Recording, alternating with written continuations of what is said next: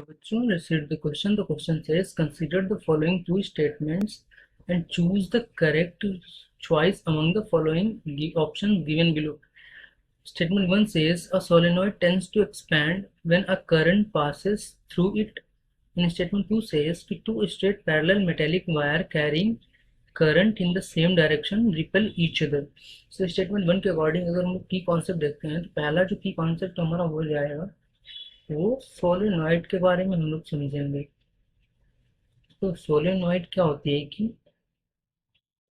Solenoid क्या होती है, तो जब इससे हम लोग करंट को पास करते हैं तो ये अपने सेंटर में एक मैग्नेटिक फील्ड को जनरेट करती है।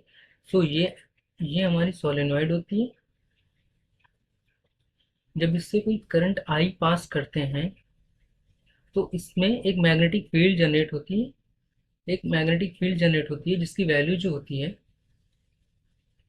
एक मैग्नेटिक फील्ड जनरेट होती है इसकी जो वैल्यू होती है सेंटर के लिए v is equals to mu naught n i, जहाँ पर बी मैग्नेटिक फील्ड की जो वैल्यू होती है v is equals to mu naught n i, जहाँ पर n जो होता है वो number of turns per unit length, number of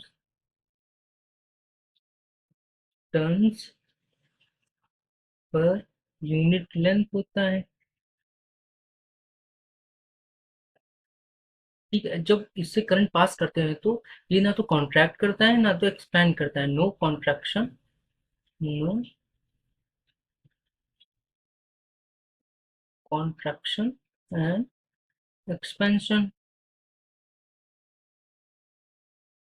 so statement one क्या कह रहा था कि solenoid tends to expand when a current passes through it, नहीं। तो स्टेटमेंट वन जो हमारा हो जाएगा गलत हो जाएगा। अब स्टेटमेंट टू में टू पैरेलल मेटेलिक वायर्स की बात की है तो हम लोग दो पैरेलल मेटेलिक वायर्स को बना लेते हैं। तो की कॉन्सेप्ट सेकंड जो हमारा हो जाएगा स्टेटमेंट टू के अकॉर्डिंग, टू तो दो मेटेलिक वायर ऐसे हैं जिनमें करंट मान लो से इसमें क्या है सेम डायरेक्शन में करंट फ्लो कर रही है, wires carrying current same direction.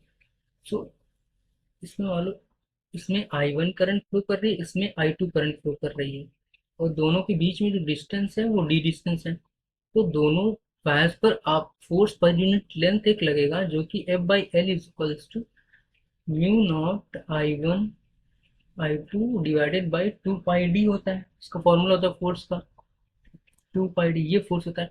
अगर तो इसमें क्या होता है कि अगर सेम डायरेक्शन में करंट फ्लो करती है,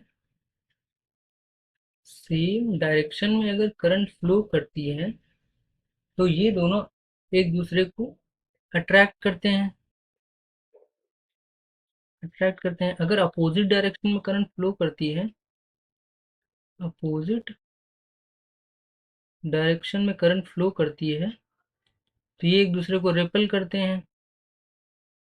तो हमें ऑप्शन में क्या दिख रहा है कि two straight parallel metallic wire carrying current in the same direction repel each other, नहीं।